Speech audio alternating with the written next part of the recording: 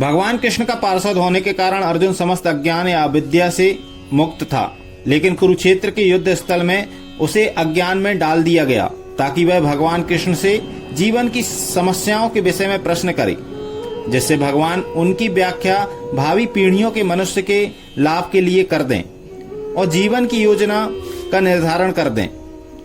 तब मनुष्य तदनुसार कार्य कर पाएगा और मानव जीवन के उद्देश्य को पूर्ण कर सकेगा।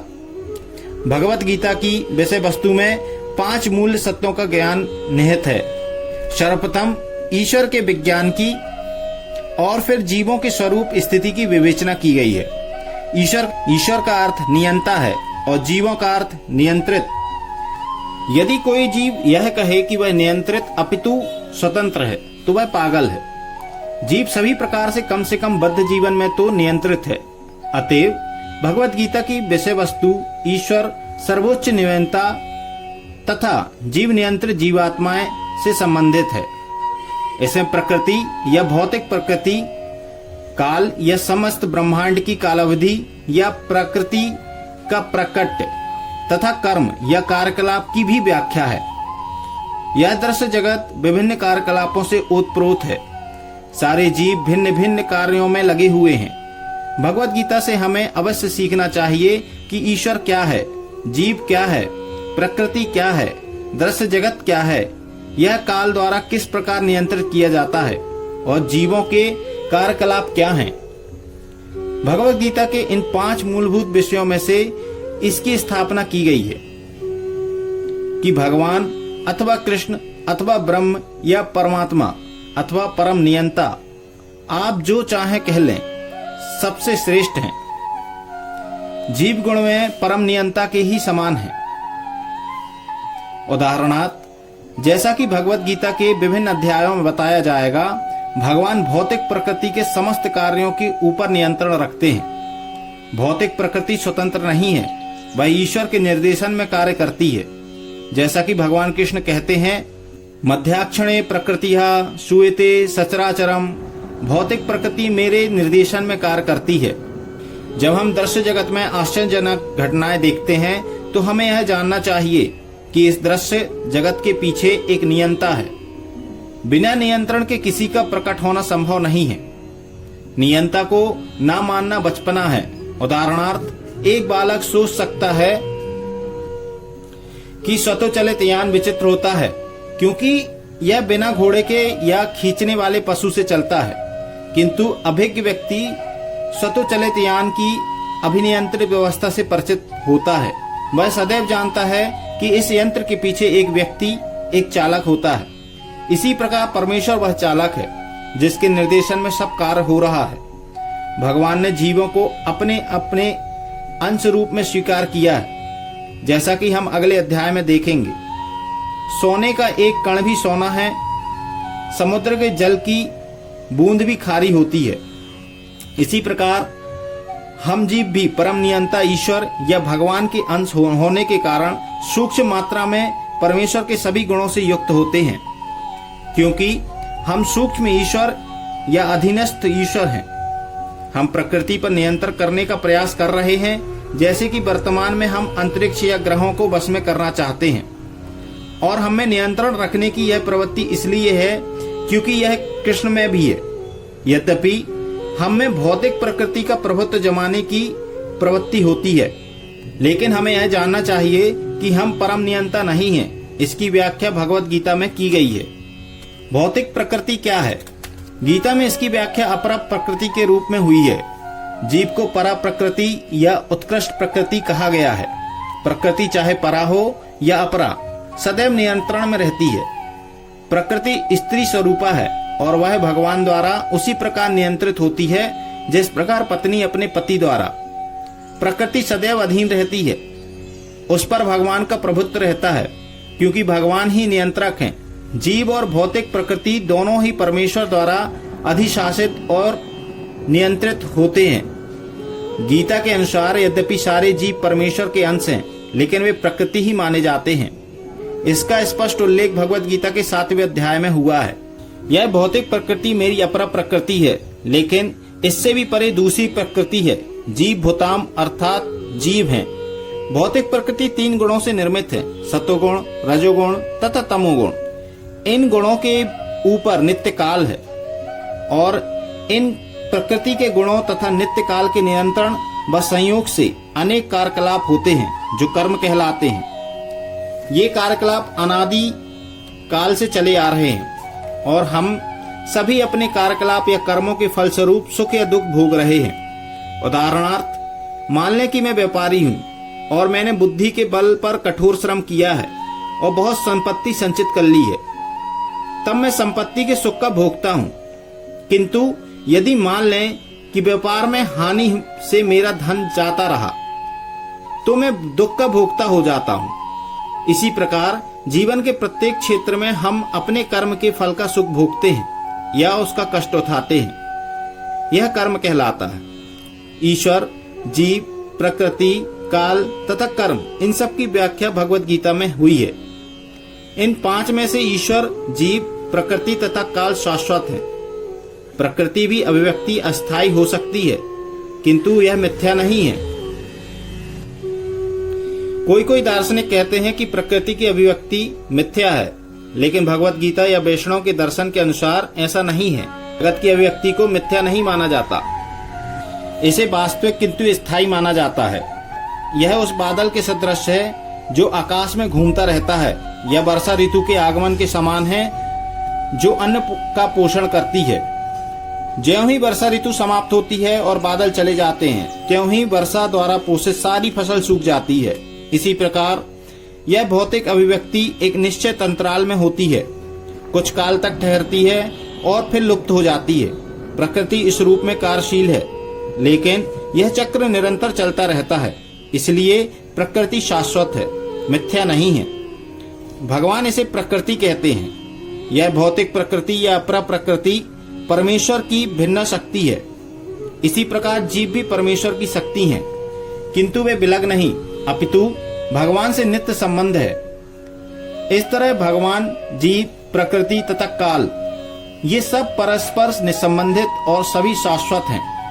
लेकिन दूसरी वस्तु कर्म शाश्वत नहीं है।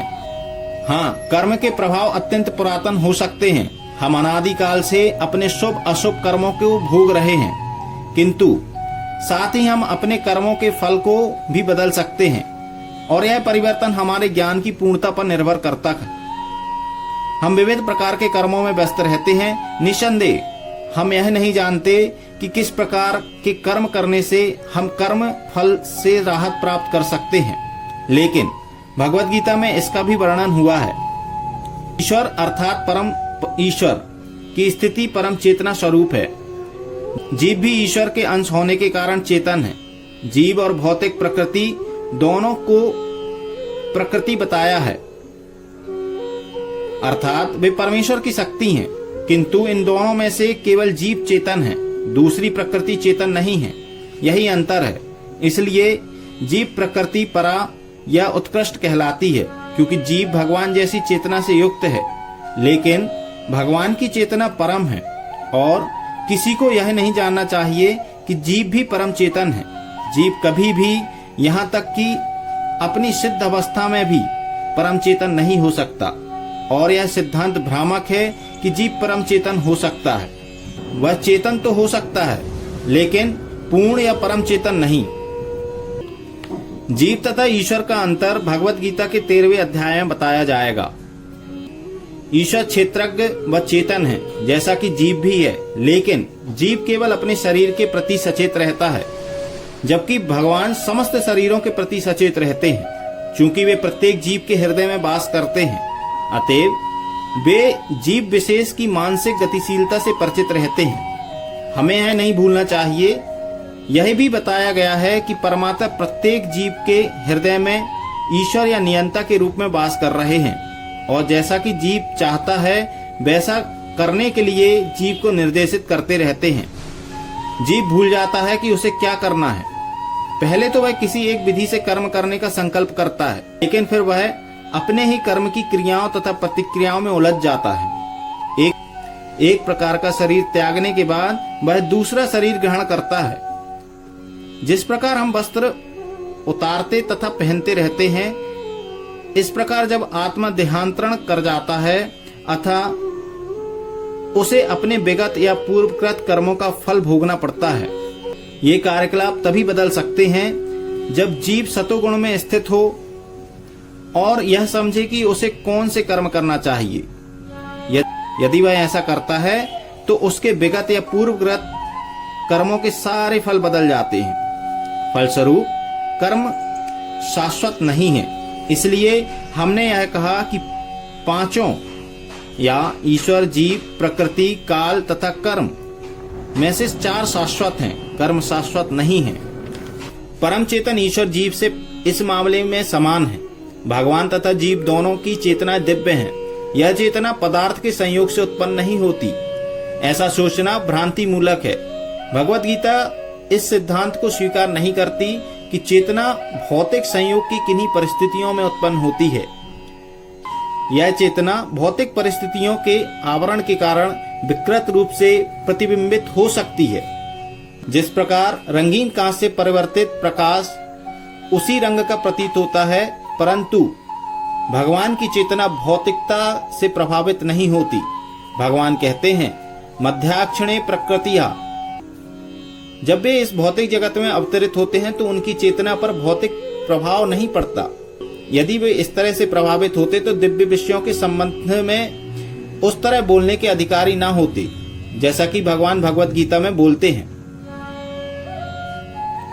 भौतिक कलमश ग्रस्त चेतना से मुक्त हुए बिना कोई दिव्य जगत के विषय में कुछ नहीं कह सकता। अतः भगवान भौतिक दृष्टि से कलुषित या दूषित नहीं है, परंतु हमारी चेतना अभी भौतिक कलमश से दूषित है। भगवत गीता शिक्षा देती है कि हमें इस कलुषित चेतना को शुद्ध करना है। शुद्ध चेतना होने पर हमारे सारे कर्म ईश्वर की इच्छा अनुसार होंगे और इससे हम सुखी हो सकेंगे। ऐसा नहीं है कि हमें अपने सारे कार्य बंद कर देने चाहिए, अपितु हमें अपने कर्मों को शुद्ध करना चाहिए, और शुद्ध कर्म भक्ति कहलाते हैं। भक्ति में कर्म समान कर्म प्रतीत होते हैं, किंतु वे कलुषित नहीं होते। एक अज्ञानी व्यक्ति भक्त को सामान्य व्यक्ति की भांति कर्म करते देख सकता है, किंतु ऐसा मूर्ख यह नहीं समझता कि भक्त या भगवान के कर्म अशुद्ध चेतना या पदार्थ से कलुषित नहीं होते, वे त्रिगुणातीत होते हैं। जो भी हो, हमें यह जान लेना चाहिए कि अभी हमारी चेतना कलुषित है। जब हम भौतिक दृष्टि से कलुषित होते हैं तो हम बद्ध कहलाते हैं। मिथ्या चेतना का प्रकट इसलिए होता है कि हम अपने आप को प्रकृति का प्रतिफल या उत्पाद मान बैठते हैं। यह मिथ्या अहंकार कहलाता है।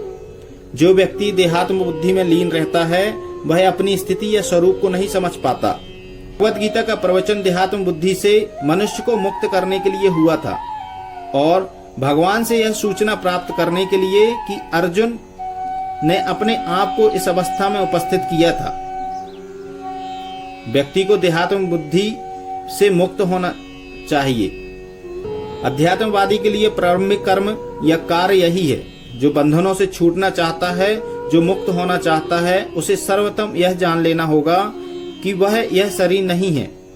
मुक्ति का अर्थ है भौतिक चेतना से स्वतंत्रता। श्रीमद् भागवतम में भी मुक्ति की परिभाषा दी गई है। मुक्तिर्हित्वा अन्यथा रूपम स्वरूपेण व्यवस्थिता। मुक्ति का अर्थ है इस भौतिक जगत की कलुषित चेतना से मुक्त होना और शुद्ध चेतना में स्थित होना। भगवत गीता के सारे उपदेशों का मंतव्य इसी शुद्ध चेतना को जागृत करना है। इसलिए हम गीता के अंत में कृष्ण को अर्जुन से यह प्रश्न करते पाते हैं कि वह विशुद्ध चेतना को प्राप्त हुआ या नहीं। शुद्ध चेतना का अर्थ है भगवान के आदेशानुसार कर्म करना।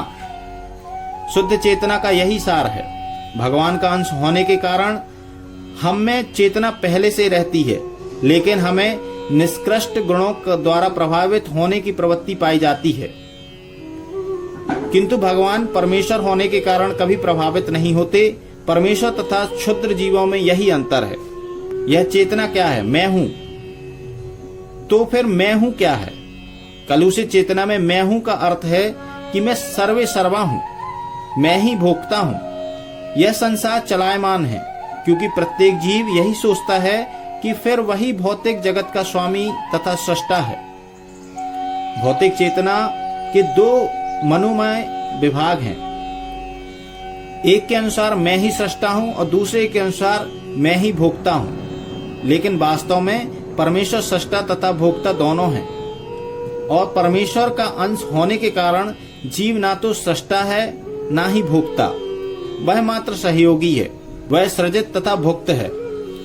उदाहरणार्थ, मशीन का कोई एक पुर्जा संपूर्ण मशीन के साथ सहयोग करता है। इसी प्रकार शरीर का कोई एक अंग पूरे शरीर के साथ सहयोग करता है। हाथ, पांव, आंखें आदि शरीर के अंग हैं, लेकिन ये वास्तविक भोक्ता नहीं है। भोक्ता तो उदर या पेट है।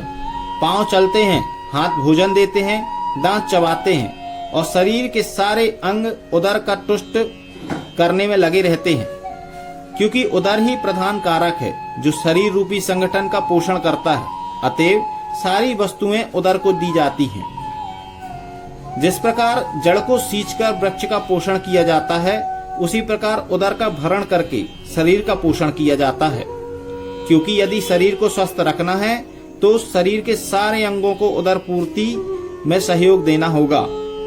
इसी प्रकार परमेश्वर ही भोक्ता तथा सृष्टा है और हम उनके अधीनस्थ जीवात्माएं उन्हें प्रसन्न रखने के लिए निमित्त सहयोग करने के लिए हैं।